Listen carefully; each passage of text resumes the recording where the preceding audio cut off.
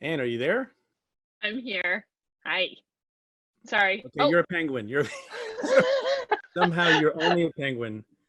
I My think you husband should was have trying a. to put that on for me, but I didn't think it worked. Hold on. This is gonna be Actually, great. it's even There you it's are. even it's even better than that. He had put on a penguin video where the penguins walk around the back, but I didn't think I could get it to play. We'll send it out in case anybody wants a Yeah, good in Zoom case people background. want it. I presume people can hear us. Folks will let us know if you can't. Maybe we should welcome people to, I guess, our first Cafe Insider town call of the pandemic era, supplementing it with video from our respective homes. I'd like to point out, and that I'm wearing the cafe swag. Yeah, I love it. You are not. Why aren't you? Well, we are sitting right now at the Jersey Shore, and my cafe swag is sitting in New York City. And so I need to go back and get it We're online. being But there are I did people on the shower for you. call. I I had the showered chat for open you. on the side. There are people on the call from the United Kingdom, where it's definitely way past happy hour for them. Completely. So are you drinking something? I also have the cafe. Stay tuned swag. It's a swag fest. Is that a jar? What are you drinking? I am drinking a dark and stormy, which is a delicious drink, and it sort of fits my Is that mood many related? Is that days. related to any scandal that I'm aware of? No, no, Okay. it's just a nice summer drink, I think. I don't know. Well, the What are light you is very drinking? lovely. Oh, So thank you. this is not my usual red wine Cabernet glass, but it's the Stay Tuned mug, in which I'm drinking a little red wine on a Classy. Thursday evening. How's that? Is that all right? Love it. Should we mention to folks that we would be much more scatological than we would otherwise be, but I believe my mom and dad are both on. My mom and dad are on Your too. mom and dad are on. Hi, mom. And I Hi, mom even and dad. got a hi, I even got a very cute note from my mom saying like a little bit before 5:30, we're on, no rush. Thanks, Mom. Yeah. We had to get organized. Yeah. Do you like my background? I love it. I'm not even gonna ask you about mine. No, it's lovely, and the light is very lovely. Like I got hazed by that rate the room guy on Twitter, because I did one of He would these not Zooms. like I did mine. one of these Zooms with Ben Wittes, and I did it basically against a blank wall and a portrait I have of Springsteen, not knowing that anybody was ever going to see it. And I got a 3 out of 10. I love, I've complimented you on the Springsteen portrait. I love it. I think it's great. And I wish I had one. I don't think you can see it. I have our son's artwork is up top. Some of it Oh, painted, that's some of it nice. waiting to be painted. Yeah. Right. Yeah. And a beanbag chair. I upgraded from the beach We're chair. getting all these comments. Morris County, New Jersey. El Salvador. Hillsborough, North Carolina. We're a truly international show. Yeah. Are we? I love it. It's not just And Jersey. Brooklyn, New York City, which is great. Toronto, Hill. LA. Everyone's like Madison, Wisconsin. So do we have any more preliminaries? No. Should we start with my favorite question, the first question?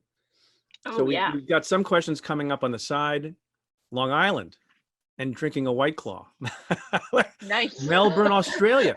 What time is it in Melbourne? I don't know. Either very late or very early. Pittstown, New Jersey. I think I know what time it is there. It's probably a couple minutes difference, right? Given the distance from. By the way, whenever we do a session with MoMath, the Museum of Math in New York, they'll always say who's come from the farthest from New York City, and our son will always type in either New York or New Jersey, depending on where we are. We're not the farthest. Atlanta, Georgia, also known as Hotlanta. Sedona. Someone's chilling by the pool. Painkiller drinking. Emily's drinking a painkiller. Is that a type of drink? I don't know.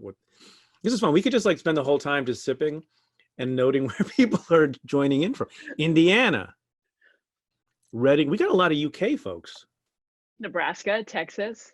Jackie from so I see someone from Minneapolis. We got a question from Gary from Minneapolis. Actually, two questions. One, is it legal to drink at 4:30 in Minnesota? I guess not Minneapolis, Minnesota. Or do we follow host rules? Yeah, you can drink pretty much any time you want during the pandemic. Do you agree with me, Anne? Because any day could be Saturday. Who knows? Any day could be Saturday. That's how I feel. Yeah. Yeah, so I think it's fine. What are we having? So we discussed what we're having. Some people are telling us what they're having. Someone just wrote it. It's Miami. pandemic somewhere. Yes. It's a Yes. that's I think the definition of True. pandemic. Bob, Colorado Springs. People in Minnesota drink for breakfast. Wow. I have no comment on that. Do you have a comment? I don't have any comment on No that. comment. No All right, comment. so we're going to continue with the drinking theme. Question from David. What is your favorite cocktail? So there's two questions. I'll answer the first one, which is a difficult one, and then maybe you, Anne, can answer the second one, which is much easier. Okay. So what's your favorite cocktail? So I have a very boring favorite cocktail that has been what I drink since, I don't know, before Prohibition. Vodka I tonic. was gonna say don't say kindergarten. No. Before Prohibition, which is when I turned 21. Yeah, I just with a lot of ice and a little bit of lime, and it's clean Nice. and odorless, and it's not very exciting. Actually, you should answer that one too. It's a good drink. I like a vodka tonic, a gin and tonic. I also like wine, but I also enjoy an occasional dark and stormy, which felt appropriate today. Right. Okay, here's the second question, which you can answer. Yep. Okay. Also from David. If there were one DOJ policy change, executive branch policy change, law or amendment you could put in place post-Trump administration, what would it be? It's a great question. I think Dark so. and stormy. You put in place a required dark and stormy. Maybe.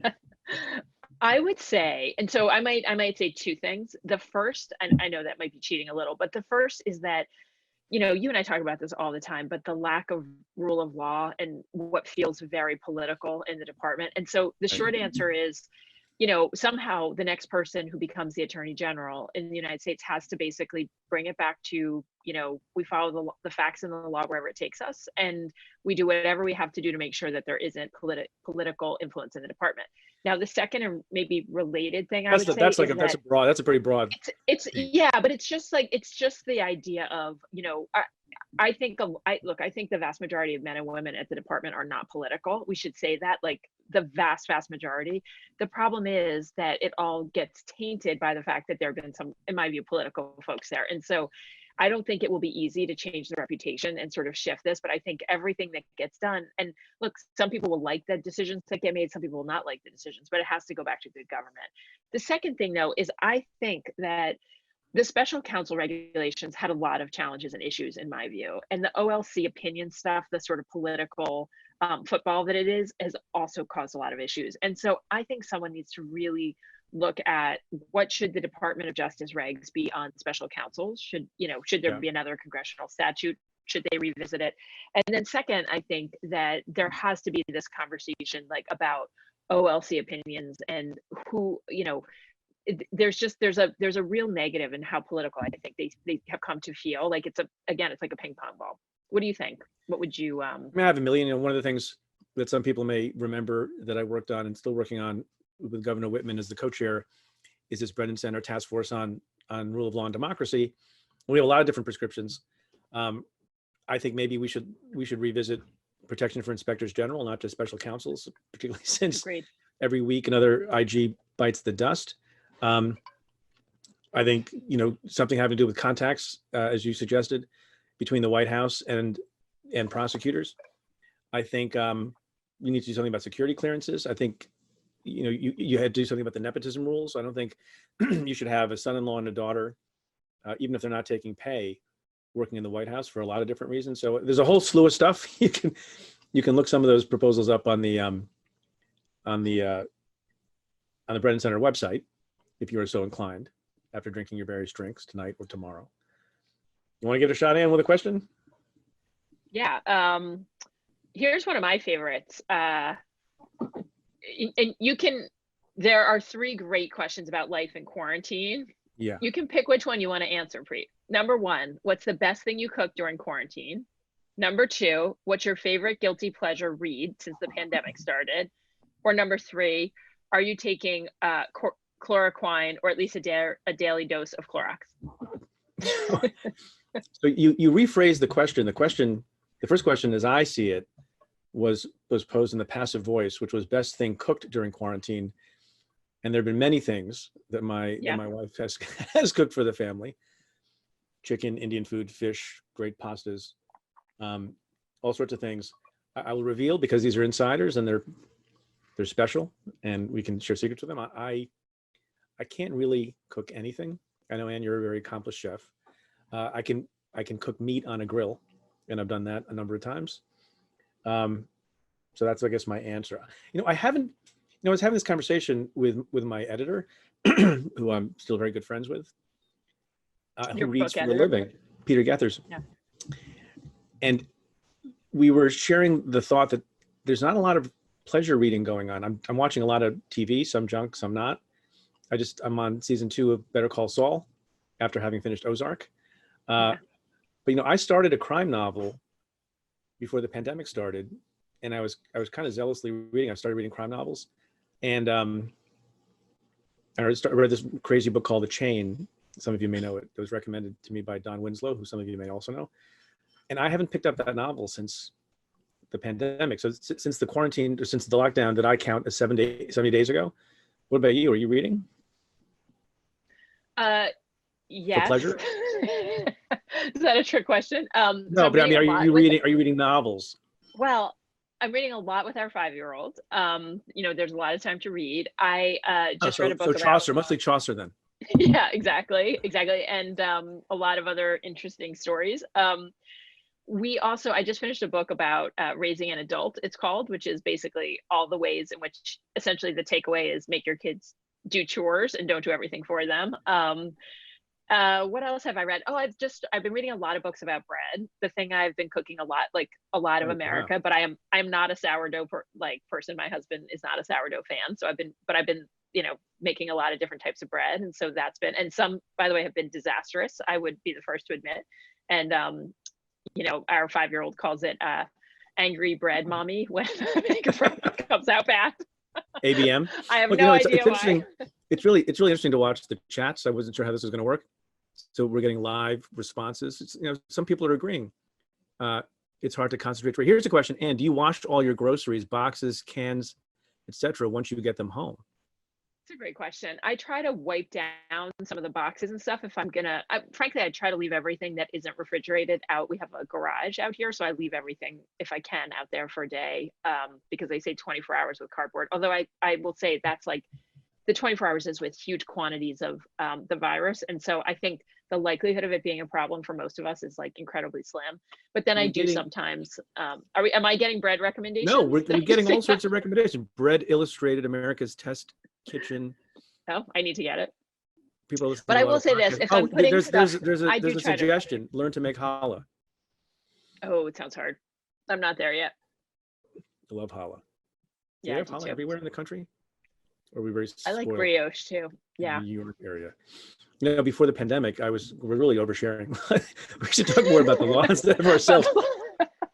But as you know, and as the folks at Cafe know, from time to time I go heavy non-carb, and I have not been able to sustain that.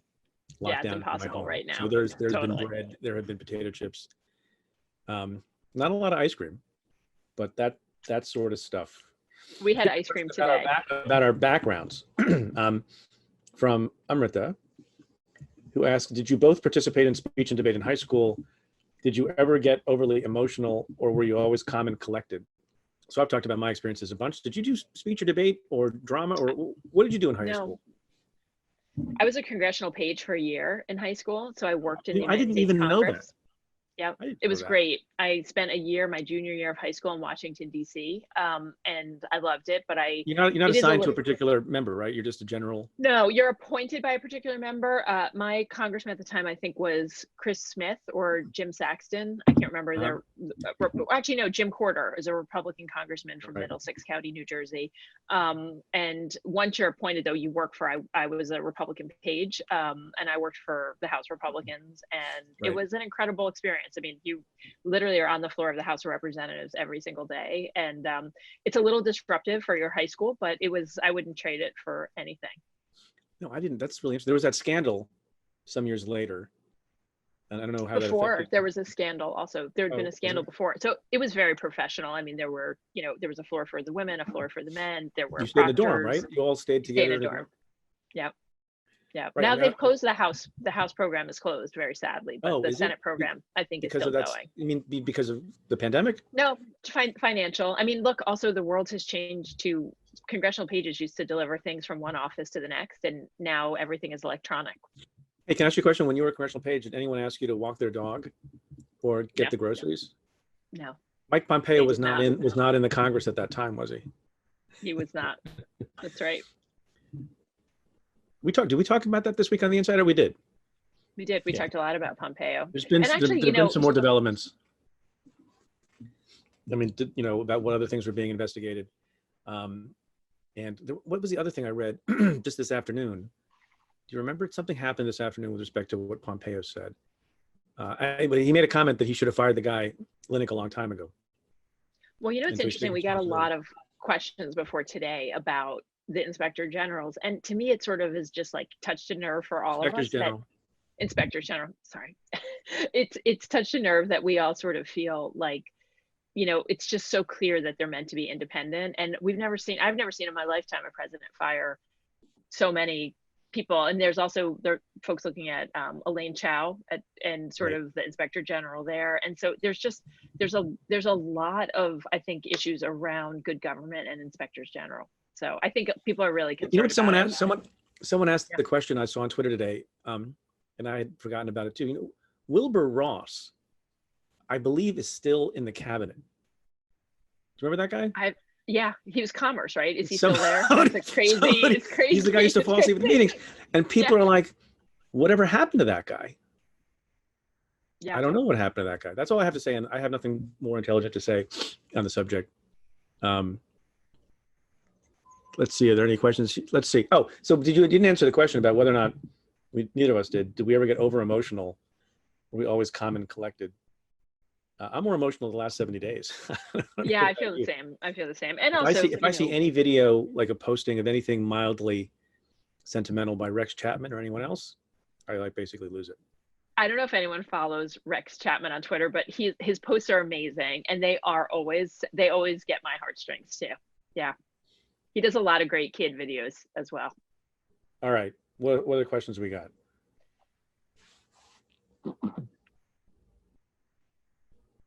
What do you think about? I love this question, which is have events of the past 4 years strengthened or weakened your faith in the American system of law? Well, both. On the one hand, hurt my faith because you realize that a lot of the checks and balances that were set up are not necessarily up to the task. If you have a person who is in the highest office in the land who doesn't care about the norms, who doesn't care about principles, who doesn't care about taking responsibility for things. In the note I wrote just today for Cafe Insiders, I talked about how this president just casually accuses everyone who he doesn't like with committing a crime, actual felonies. And the fact that he can go around doing that, causes my faith to ebb a little bit. But on the other hand, there are a lot of things that are in place that cause me to believe, institutions can last, like the courts.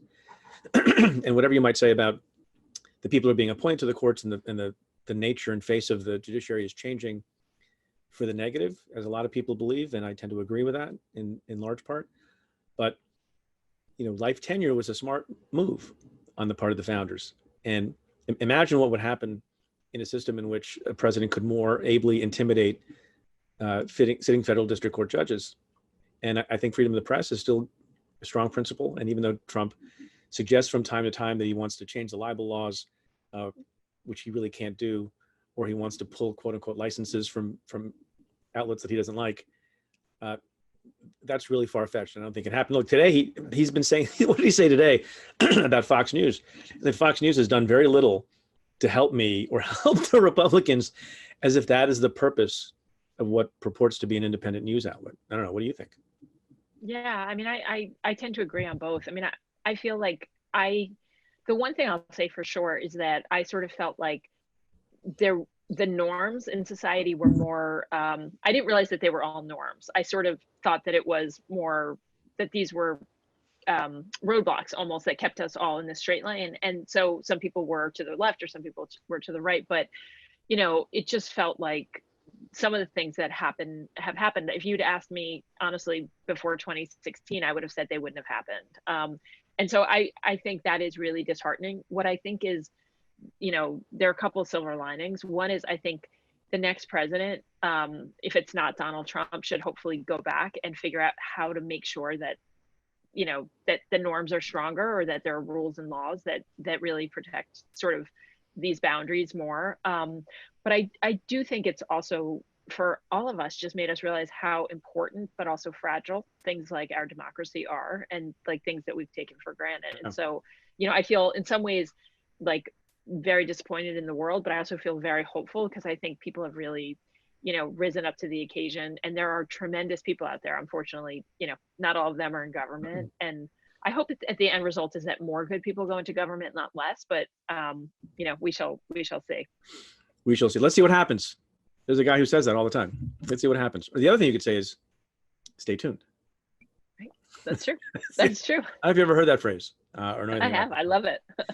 So there's all this, I've seen both in the chats and on the previously compiled questions from listeners, these questions about what's going to happen right after the election. Worry that the president, if he loses by a small margin, this is a question that came in, what might he do to try to hold on to power? If he instead plans to leave office, if he loses, what kind of havoc can he wreak during the transition? I mean, look, the whole Michael Flynn thing is havoc in some ways wreaked by the incoming Trump administration. Now think how many things he can do on the way out, how many pardons he might issue, how many executive orders he might sign. Presumably those could be undone as soon as the next president comes in. But what do you think? Like, how worried should we be about this stuff? I think we should be worried. I think we should be worried for two reasons. One is just and I think we should, we've talked about doing some of an episode on this. And I think, obviously it's sort of evergreen in some ways, but the issue of elections and what the election is going to look like, that's where I worry a little bit. I mean, we've already seen, there's going to be a lot of litigation and a lot of fighting around who can vote.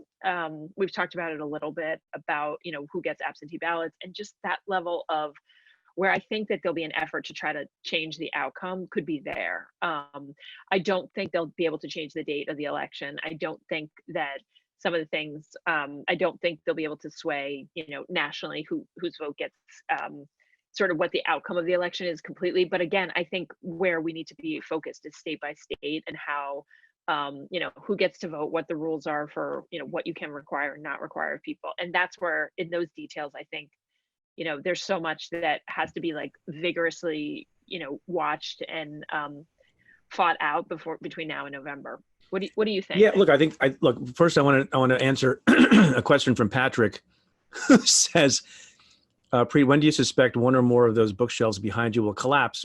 Come on, they're not collapsing. It's very, very, very strong particle board, I'm sure. Yeah, look, anything is possible with this president. We had Ian Bremmer on the Stay Tuned podcast a couple of times this year, and he said that the number one threat that he's concerned about is that it's a close election, and that will cause a lot of strife. Somebody asked in the chats also whether or not we expect civil unrest. A lot of that depends on Trump. If he leaves in a way, like just compare it to what happened with Bush v. Gore. Right. That's what I was going to say. Yeah. Compared to the speech Al Gore gave, and it was unifying. And even, Obama, who was accused of doing a political drive-by shooting in the last week by mildly criticizing, not even by name, President Trump. Think of what discord Donald Trump is going to sow. He's already laying the foundation for it. I talked about it in the note, as I mentioned. Agreed. Yeah, I agree with that. I also think I worry too. I mean, the thing I worry about too is, to your point, if it's a close election, they'll litigate everything. It will go to the Supreme Court. It could go 5-4, regardless of what the right outcome is. And I do think that this is where, Americans matter, and that they will have to, speak up and be heard and be very vocal. It will be a very, very bad day if the president loses the election and does not leave office. And so, I've also thought, frankly, in other countries, the problem is that the president controls the military in such a way that they just don't leave, right? And so, I hate to even sort of think this, but you have to hope that, again, this is a stress test on our institutions, and some of them haven't been fully tested yet. And I think, I really very strongly want to believe that they'll do the right thing. But I think, we've seen the impact of political pressure on the president and the Senate Republicans. And I think, it's going to be the same here. Look, Susan, these are fascinating chat comments. makes the point that Trump won't even unveil a portrait of Obama. Right. That's how much contempt he has for his predecessor, and presumably how much contempt he's going to have for his successor if there's one. And someone else reminds us, by the way, we're talking in the hypothetical about what happens if Trump loses. Trump could still very well win. And I think it's important to say that over and over again. Completely. I so agree. People know that they got to vote. Very much. I agree. I think it's very possible that, yes, I agree. And look, who knows how the polls, if the polls are accurate or not, but the polls show close elections in the battleground states. And so, I don't think there's any guarantee at all that. Yeah. And it's a long time. Yeah. It's, it's more than 5.5 months away. We don't know. We still know what what the trajectory of the pandemic is going to be and the ways that Donald Trump spins stuff. He says stuff that's patently untrue. And, what's the thing he said? These are small things, right? That Daniel Dale, who does fact checking on Trump for TV and also in print, said Donald Trump has claimed that he got the Michigan Person of the Year award or something like that. It's a tiny thing, but apparently it's completely not true.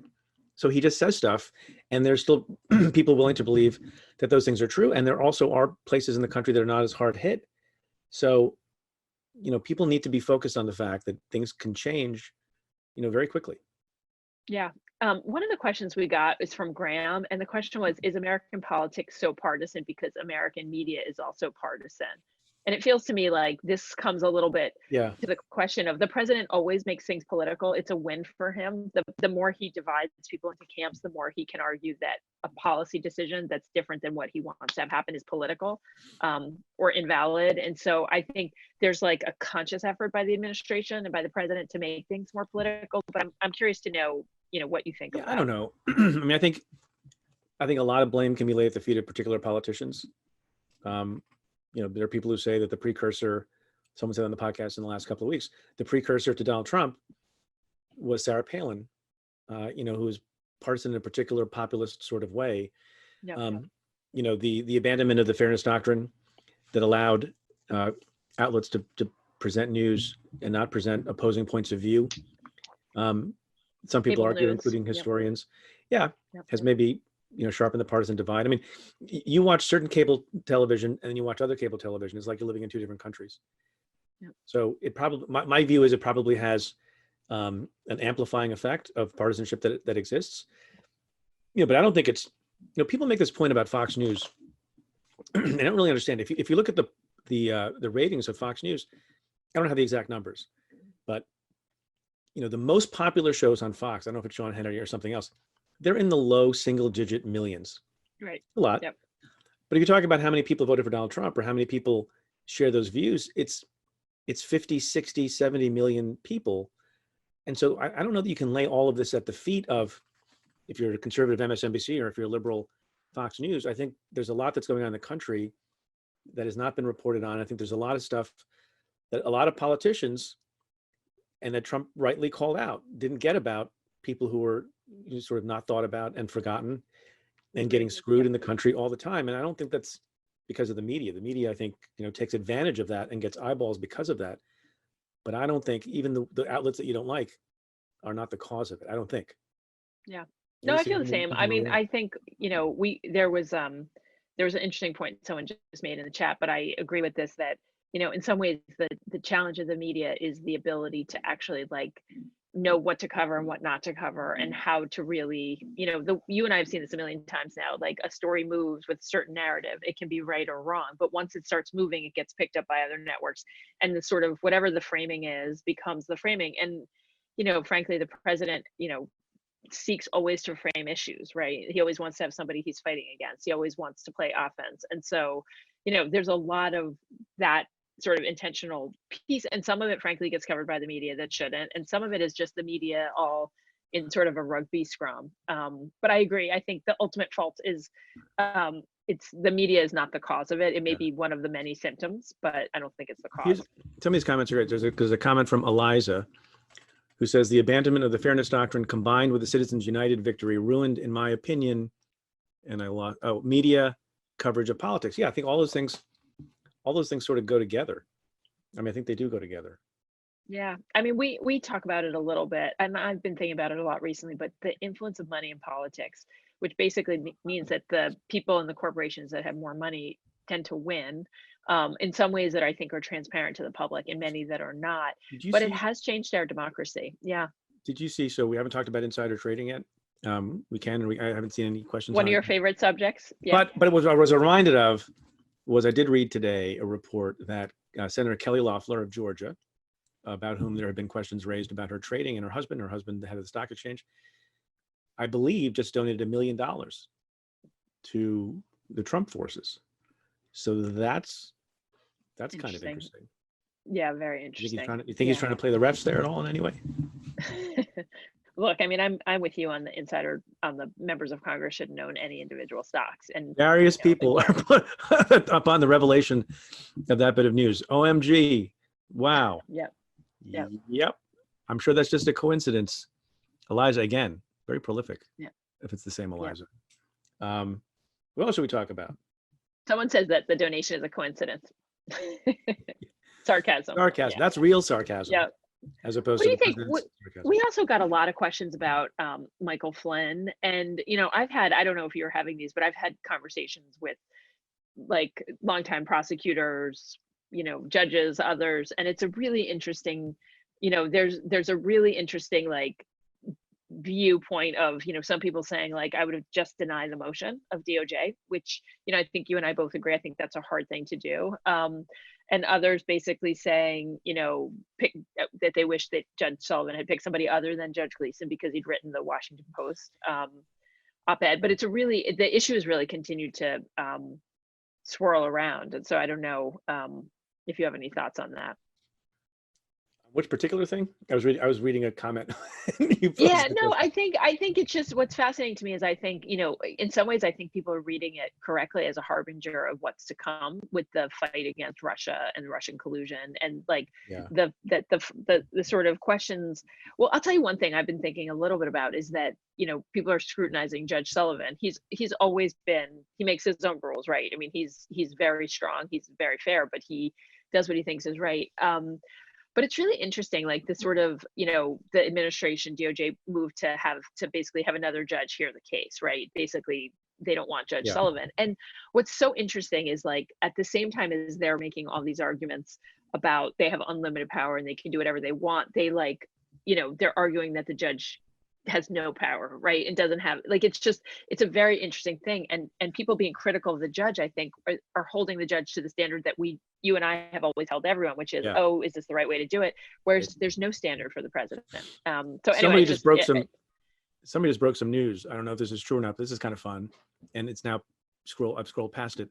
Okay. The man who took the film in the Ahmaud Arbery killing has been arrested. So I don't know if that's true. Oh, that's very interesting. Yep. But Cafe Insiders are always very rigorous and correct about the news they report. Yeah, and he was one of the 3 people there. So I think the first 2 were arrested. He took the video. It was a question in my mind of his role. Yeah. But yeah, I mean, we'll have to look, but that's very interesting. Well, related to what you were talking about a minute ago, someone asked the question: how do you rate the veracity of Attorney General William Barr's assertion that he does not plan to investigate Obama or Biden for criminal conduct? He didn't quite say that. He said, based on what I think John Durham, the U.S. Attorney in Connecticut, is doing, I think he said something like it's unlikely. Yeah, that I think he said that, Biden and Obama, right? Yes, that there might be criminal charges, but that he didn't expect either of them to be named.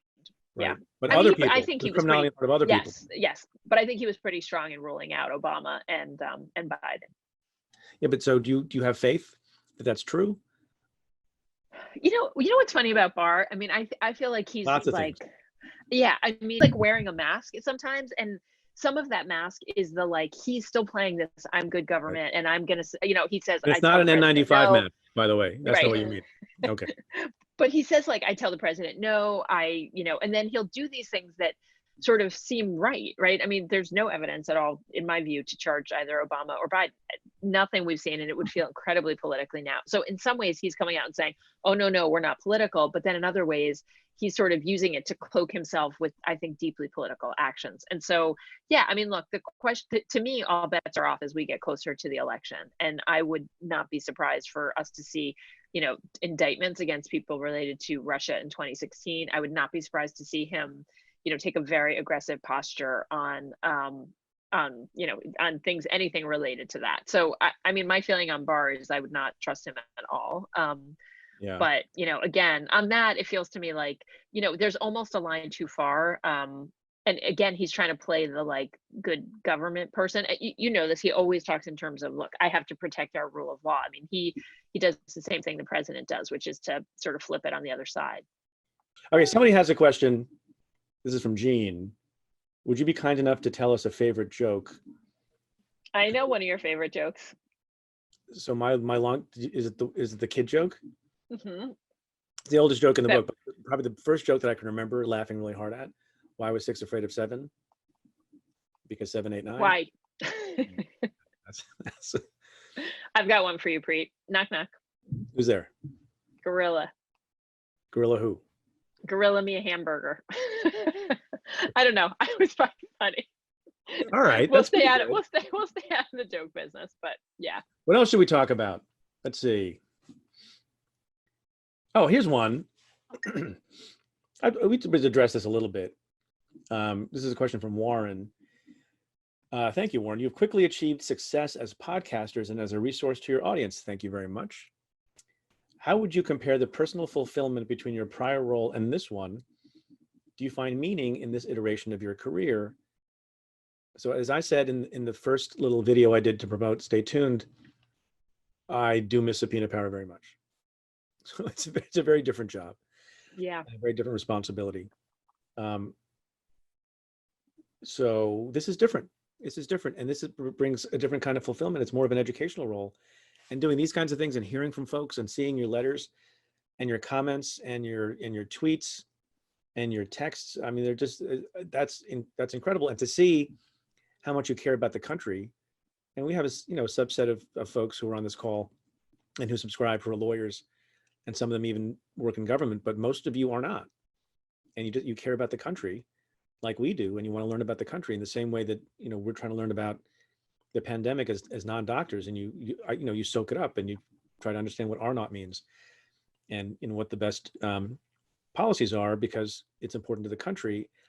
And for me, at least, doing this with Anne and the other show, I get to talk to really smart, and every week I get to talk to one of the smartest and most thoughtful people I know, and then a rotating list of people who are about as smart and intelligent, as thoughtful as anybody that you'll ever meet. And I get to do that every week, and that's pretty gratifying. Anne? Yeah, no, I feel the same. I mean, look, I think being in government, I think it's an incredible, it's just a blessing to work in government, and I still feel that way, and I feel lucky for the years I did it. And there's a lot I miss it, and I miss about it. And I think one thing people don't totally understand is the level of camaraderie in the offices, whether you're a prosecutor or a defender or you work in the courts. Like, there's just a real bond amongst people who are, they wake up and go to work every day to do jobs that they care about. And so I love that. But there is nothing that I think is better than I get to talk to you every week, Preet, but also just being part of this community and getting to know some folks and have this dialogue. And I actually feel like I've learned, I learn every week, and I learn from all of our listeners, and I also learn from just really reading a lot so that you and I can discuss it. But it's certainly different, and it's different. But I also feel like one thing about being out of government, and I don't know if you feel this way, is that it does give you a different perspective. And I think that that's healthy, to basically step back and look at, what do you think is working? What do you not think is working? And I think that there's a lot of value in that. So I chose to step out of government. And so, I miss it, but I'm very happy to be. I didn't choose it. I don't know if you remember. No. I didn't choose it totally either. I mean, my boss was fired by the people of the state of New Jersey. And then I decided not to go back. That was always a weird thing, like every 2 years when we work in the Senate, there's, a third of the senators who are up, and people have full-time jobs. And you never knew if you're going to have a job in 6 weeks because of the election. Forget about the candidate themselves. Here's a question that makes me I have a comment, and then we'll ask the question. And the question is this: talk about reliable sources for news, newspapers, radio, and TV. I've always been a news junkie and a very sort of serious consumer of news. But it is true, I think. I don't know if this is so for you. And I'd be following all this stuff nonstop. My parents do, members of my family do. But there's something about knowing, and the listeners will get this hopefully, there's something about knowing that on Tuesday morning, I'm going to have to spend an hour with a really smart person and have to sort of dissect it and explain and unpack it to thousands of people who are listening causes me to pay more serious attention to the news when I'm reading. And obviously we have terrific staff that helps us prepare, but a little bit, I don't watch the news like a normal citizen anymore. Yeah, I'm me watching too. to think like, how am I going to explain this back to people and make sure that I jot down the facts so I can remember the names and the dates and that sort of thing because of this thing that we do. Yeah, same. And it's sort of like actively reading. We have some really interesting questions. Uh, in addition to the fact that people want to know if you're going to be the AG, I'm just going to throw it out there, Preet. One interesting question is about packing the Supreme Court and changing the number of justices. I mean, I Buttigieg was a fan of sort of floating some Supreme Court reforms, but I don't know that maybe it's because I'm a lawyer and I've been a lawyer for so long. I find that hard to sort of um, think is going to happen, but I don't know if you have any views on that.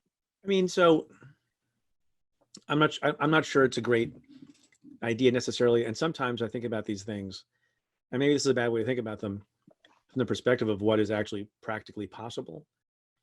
The two reforms that people talk about. One is ending, full life tenure and having, even though I touted life tenure a few minutes ago, but the Supreme Court, you have this imbalance because, due to fate, some presidents have more opportunities to appoint than others, and you get an imbalance over time. The court is way out of balance with respect to how many years there's been a Democratic president versus a Republican president because of when people choose to retire and when they happen to pass away. Carter got none. Trump got 2 in one term. So that I think is something that maybe people will think about. And there are examples of justices who served too long and maybe and judges too. And I know we know people like this, and they're just not with it enough to continue to serve. So that I think is a viable reform. I think it's still an uphill battle, but it's something that maybe people can focus on and work on. But packing the court is something I think will be so difficult to accomplish and get a consensus around. Remember, it involves, a very difficult task, amending the Constitution. And so I don't know that that's possible, and I don't know how much time should be spent on it. And I apologize to a bunch of the folks who have been suggesting in the chats that that's a good thing to do. No, I feel the same, but I do think that it's a good point about the length of service and sort of, maybe setting a limit or a time frame. Like there's a lot of ways in which I think it might be worth thinking about. I think I've told you this before, and I don't think it would happen with the Supreme Court, but the state of New Jersey has done this extraordinary thing. There's my extraordinary for that video. There it is. And when it's you're done, I want to read a tweet to you that I saved for this. Okay. But they essentially have 4 Ds, 4 Rs, and 1 independent. And the court actually truly is independent. And so, look, there are people who will argue with the decisions of the court, but I think they are deeply fair. And there are times it goes the way people want and doesn't go the way people might, think it's going to go. But there's a balance there, and there's a rigor because of the way it's always sort of split that I think is really healthy for the public, frankly, who I think is, when you look at the polling, like America is sort of here and the political space is often dominated here. And there's something about that that can, and frankly, if you think that you don't need to work with the other side, I think that's also can be negative. And so I do think that there's room for improvement, but I don't think we'll see more justices on the court. So Anne, I want to get your comment on the following. So Ivanka Trump, I don't know if you're familiar with Ivanka Trump. Yep. Tweeted this morning. I saw her in an airport recently. Yep. You did. Not recently, maybe. I haven't been in an airport recently, right, but okay. 8 months ago. Yeah. She sent the following tweet at 11:02 a.m., which was simply this: on the other side of this challenge lies the extraordinary. Oh. Good or bad usage of your patented term? Yeah, I object. Yeah. That's all I have to say. I don't agree with that use of extraordinary. What else? We got a few minutes left. Extraordinary turmoil, someone wrote. I kind of agree. We talked about Michigan. Have we talked about this? We haven't talked about Michigan. No, we should talk about Michigan. So Trump had that crazy tweet that he corrected but left in the other threats. I wrote about it a little bit this week. I mentioned it in passing. I think I did on Stay Tuned. The guy doesn't seem to care that he looks like he's engaging in extortionate conduct, whether it's formally legal or illegal, whether it would run afoul of a law if he engaged in it, not just tweeted about it. Like he doesn't seem to care at all, Yeah. because I guess he thinks there's only one shot at impeachment. And so suggestions of future abuse of power is something he just continues to embrace. It's like what Adam Schiff said was totally correct, that Yeah. he's never going to get it right, right? Yeah. I mean, I worry a lot about this, that look, it feels impossible to me that anyone would try to impeach the president now before the election. I mean, again, it's just a huge amount of time and space to do that. It's not to say it couldn't happen if something happened that was so extreme, but just frankly, being incompetent is not grounds for, and you and I have talked about this before, but being incompetent at your job is not grounds for impeachment, even if your incompetency is leading to people dying who don't need to die. But so, put all that aside, what I worry a lot about is that if the president is reelected, that it is just for him going to be a full scale endorsement of what he does and the sort of his desire to remake government. And people should know, I mean, I don't think we talk enough about, and frankly, part of why we don't talk about it is because we reject it, but the deep state idea that the president has really pushed since 2016, which is this idea that all the career folks, that essentially anyone who's a career FBI agent, DOJ, Health and Human Services, that they somehow are part of this deep state that's politically against him and is working to undermine him, which basically comes out to anyone who doesn't agree with his desires or decisions is labeled part of this deep state. And it's really corrosive. Or a criminal. Or criminal. It's Or human corrosive for the scum. institutions. Yeah. And frankly, there are people who are bulwarks right now who are trying to like push back against it and stay. But my personal view is that if Trump wins again, we'll see a lot of people leave government who have, basically been career folks and have tried to stay and keep doing the right thing and just block out some of the noise. But I both think that Trump would be emboldened in a second term. And I think that a lot of the people who are just sort of, putting holes in the dam won't stay and keep doing that. Great use of bulwark, by the way. Somebody asked the question that I think was funny. Maddie, I made a note. Can you or Anne see any of us? No, we can't see you. We wish we could. But you know what it reminds me of? So when the pandemic began, I'd never heard of this thing called Zoom. It's totally new to me in the last 10 weeks. And the only thing that comes to mind when I think of Zoom, if you're a person of a particular age, is that kid show on PBS called Zoom. Do you remember that? Zoom, Zoom, Zoom, a Zoom. Do you remember that? Yep. Yeah, I do. And I think I've forgotten it till now. And I believe it was in Zoom, but I may be wrong. I believe at the end of the show, the host, I mean, I was 5, so maybe I'm remembering incorrectly, would look into the TV camera and say to all the kids, "I see you." I don't know why I'm making that point. It just seems interesting that I got asked the question. We were like Zoom. Well, because I wrote a letter to see us, but we can't see them. But we really appreciate it. I believe that they could. I believe that they could. Or maybe that was the electric company. It might have been. I'm not sure it was Zoom, but yeah, we just watched the Mr. Rogers movie, which I thought was great with Tom Hanks. That's a charming movie. I saw the documentary that came about Mr. Rogers, which I thought was wonderful. I have not seen the Tom Hanks. Is Tom Hanks okay, by the way? It was Romper Room. Someone said Romper Room. Romper Room. It was What was Zoom then? What the hell was Zoom? I think Zoom might have been a song in a show. Somebody is gonna have to. I don't know. We have a very Somebody's smart. gonna have to tell us. Very smart viewers. PBS show. Romper Room. Romper Room. That was. I remember Romper Room. Preteens. By the way, whenever someone says that there's too much screen time for kids right now, which of course I'm sure is true for all of us who have kids who are at home. Screen time, right?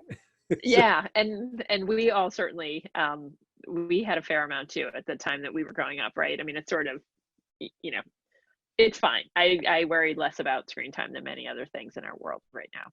You know what people? So I've mentioned some of the things that I've been watching: Curb Your Enthusiasm, Ozark, Better Call Saul, and I got some other. Oh, and Barry. You see something of a trend there. But they're young people. They're all men's names. Teenagers. No, I watched Unorthodox, which was amazing on the recommendation of a lot of people. 4-part series, I recommend it highly. Which show? What's that? Unorthodox. Which one? Okay. I haven't seen it. Oh, okay. I don't want to spoil it for you. I'll tell you about it. Okay. But there are shows from the 90s when we were sort of younger that people who are my kids' age, teenagers, are watching. So, for example, and maybe this is just among folks that my kids know, the show Friends is making a huge comeback Totally. in video. And Friends, Grey's Anatomy, they've all Wasn't watched like. Friends a pretty terrible show? I don't want to alienate. Oh, it was fun. I mean, at the time that it was out, I liked it. I think I don't know what that says about me, but I did enjoy it. I find it well, it was very irritating to me. The one thing that was irritating was, right, you had these young people who I think I was about their age, like we were about the same age, right? It's early 90s, I was in my 20s, and they all had this huge apartment and they were basically unemployed. Yeah, totally. Actually, everybody's writing that Friends is terrible. Oh, and I will say I haven't watched it in 20 plus years. I've seen an episode since, and I find it kind of unwatchable, but I keep So why did like the teenagers love it? That's very interesting. I don't know. Maybe we're raising our kids wrong. Now I'm very worried. I like that someone wrote, "I love Friends. Sorry, not sorry." Well, I liked it at the time. 70s Yeah. Comedies were terrible. Seinfeld. Yeah. Look, I grew up watching Gilligan's Island. It's like, that's crazy. Oh, me too. The Skipper, Marianne. This comedian who once was like, remember the professor? The professor could make, the joke was something like, maybe this is Seinfeld. You got a professor who can make a radio out of a coconut, but he can't fix a hole in a boat. It is true. By the way, I can assure you that I never applied critical thinking to any of those shows.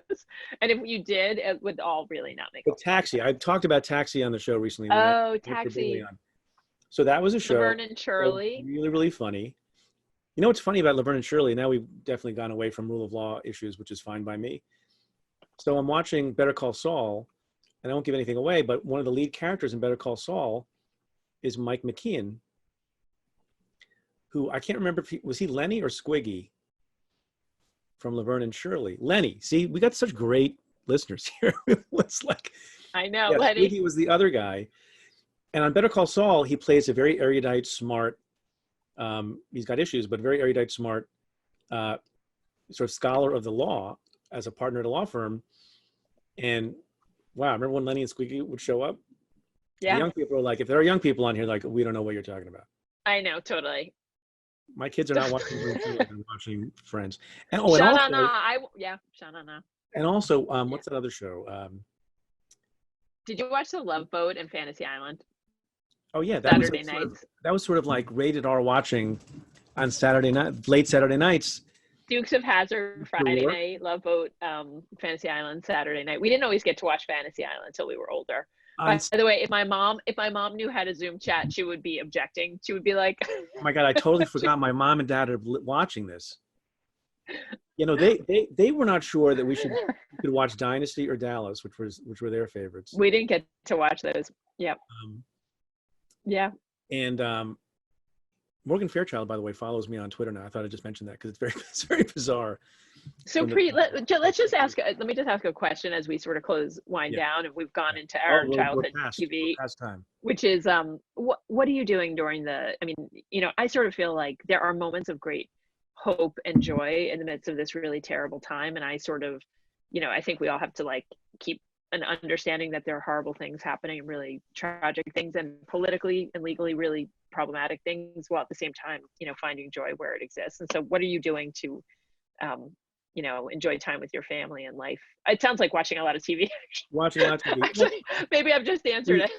Well, we've also done, so during the day, everyone is working hard and I'm down in this, about to collapse bookcase, someone pointed out, and reading and working and writing and doing the podcast. And, we're planning to launch more things that are very exciting in the coming weeks.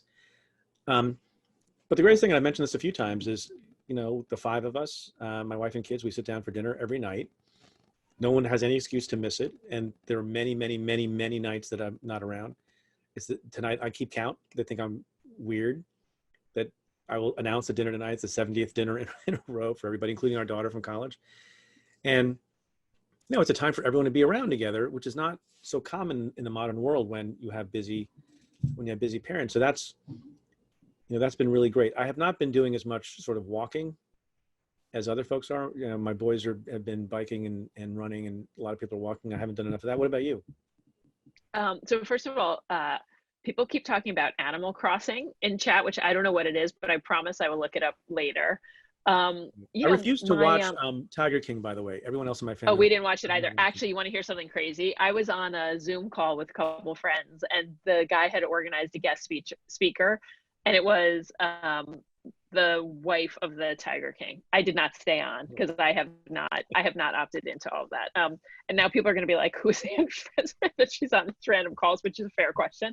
But I will say, like we spend a lot of time, my husband and I, back and forth. We're juggling work and our 5-year-old who's on school. And it's hard, for all of us. There's just, we're all trying to worry about the world and do what we can to help. And then at the same time, keep our kids, somewhat okay, and fed and all that. And we had this just incredible moment today where the principal of my son's school, literally, they're doing a performance, which all of you hear in the background. I apologize. During Preet and I's Tuesday tapings, they're practicing for a dance theater performance of Aesop's Fables this week. And so the principal literally drove the t-shirts for all the kids from house to house. And it was just a moment of thinking how like amazing people are and how lucky in so many ways that we are. And so, I try to every day just be grateful, I think, for what's happening. And I also try to at least get out of the house once a day if I can. I make bread. I wish I could come get some of your bread. I'm very grateful. We're able to work. Everyone's able to continue to get their education. I feel bad for my daughter because she missed out on a whole chunk of freshman year of college, and now she's stuck. It's a time of liberation, and you grow up and you leave home. And I was almost inconsolably sad, as was my wife when she left. I mean, people may not appreciate this. So I write a note every week, and often it's about politics and law, but often it's about something personal. And I sat down to try to write a note about dropping her off at college.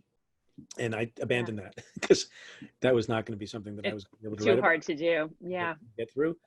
So we're thrilled she's back, but I feel terrible that not only is she not able to have this, amazing experience completing her freshman year, but she's here in the most restrictive home confinement type environment that you could ever imagine. They get to FaceTime with their friends, and if they're careful, they can meet in a park and sit some feet away from each other. So that's nice, but we're very lucky, and we're very lucky. So we should probably close out because it's been an hour and I know people have stuff to do. Totally. Let me say a couple of things. One, I want to thank you guys. We have a lot of folks on for not just being on this conference call or town call, but also for listening every week and for paying attention and for caring about citizenship and caring about the country as much as we do. We'd be excited to hear about what you thought about this. Maybe we'll do this from time to time. It's maybe a little bit more fun than just having audio. I like to see you. Yeah, it's great to see you. And if you guys think that there's a better time to do this, we were going back and forth on whether 5:30 was a good time or later. You get us later, you're going to get Anne and a little bit more expansive, depending on what we have with dinner. So send us your thoughts, email us, let us know what you think. It's a joy and a pleasure to do this with Anne and with our team. And I love you all very much. Love you more.